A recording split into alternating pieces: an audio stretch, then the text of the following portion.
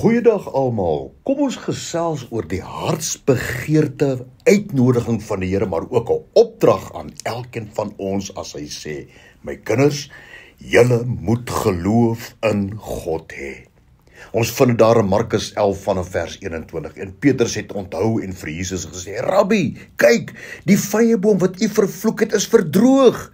Jesus antwoord en sê vir hulle: "Julle moet geloof in God hê." Nou die woordjie geloof is die Griekwoord pistis, wat die idee skep van 'n persoon wat getrou, 'n persoon wat betroubaar, lojaal en standvastig is. Dit beeld 'n persoon uit wat konstant en onwrikbaar betroubaar en toegewyd is. Die uitdrukking geloof in God het beteken om op sy liefde, sy krag en sy leiding te vertrou.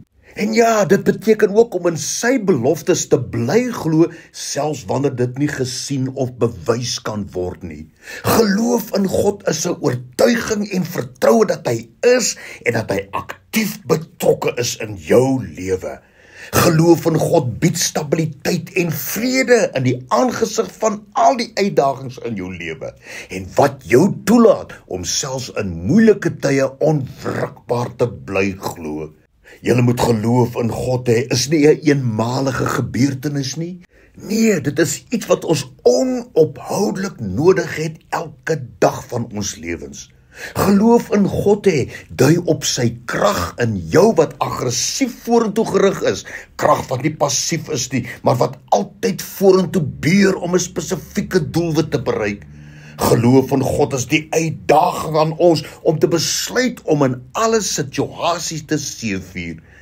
Markus 11 vers 22 en 23, Jesus sê: "Julle moet geloof in God hê, want ek verseker jou, jy sal dan vir hierdie berg kan sê: hef jou op en gooi jouself in die see, en dit sal gebeur. Maar jy moet werklik glo dat dit sal gebeur en geen twyfel in jou hart hê nie." Weet, geloof in God is 'n aktiewe vertroue op sy waarheid, sy vermoë en sy betroubaarheid in jou lewe.